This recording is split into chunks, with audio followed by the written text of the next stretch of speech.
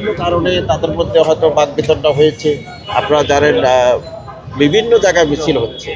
আপনার মিছিল হয়েছে আজকে, কালকে 5 তারিখ, আজকে আপনি ঢাকা কলেজের কাছে জগন্নাথের এখানে বিভিন্ন ছাত্র সংগঠনের মিছিল হচ্ছে। সেসব কারণে দেখা যায়, নানা কারণে দেখা যায় দুটো মিছিল একসাথে চলতে আশপাশে থাকলে অনেক ধরনের উস্কানিমূলক ঘটনা ঘটে।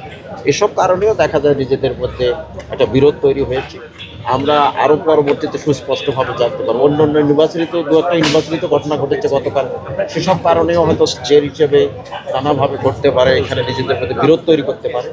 সব কিছু মিলিয়ে আমরা পরবর্তীতে জানতে পারবো যে আসলে ইনভেস্টিগেশন করে জানতে পারবো যে কী কারণে ঘটলো, কিভাবে ঘটেছে বা কতটুকু ঘটেছে। হলের ভেতরে অনেকগুলো লুটপাটের আমরা ঘটনা দেখেছি, দরজা ভাঙা, এগুলো আপনারা ইনভেস্টিগেট আমাদের করবেন কাছে কিনা? এই ধরনের কোনো তথ্য নেই। আমরা পরবর্তীতে ইনভেস্টিগেশন সাপেক্ষে বলবো।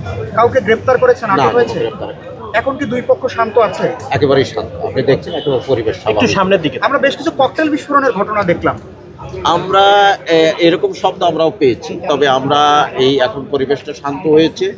আমরা আইন শৃঙ্খলা আমাদের সম্পূর্ণ নিয়ন্ত্রণে, এখানে নিরাপত্তা সুনিশ্চিত হয়েছে এবং আমরা পরবর্তীতে ইনভেস্টিগেশন করে বলতে পারবো যে এখানে ককটেল ফুটেছে নাকি পটকা ফুটিয়েছে না কেক ফুটিয়েছে। আর পরবর্তী তদন্ত সাপেক্ষে এটা বলতে পারবো। কোনো মামলা হয়েছে কি স্যার? না। আমরা ধন্যবাদ বলছিলাম যে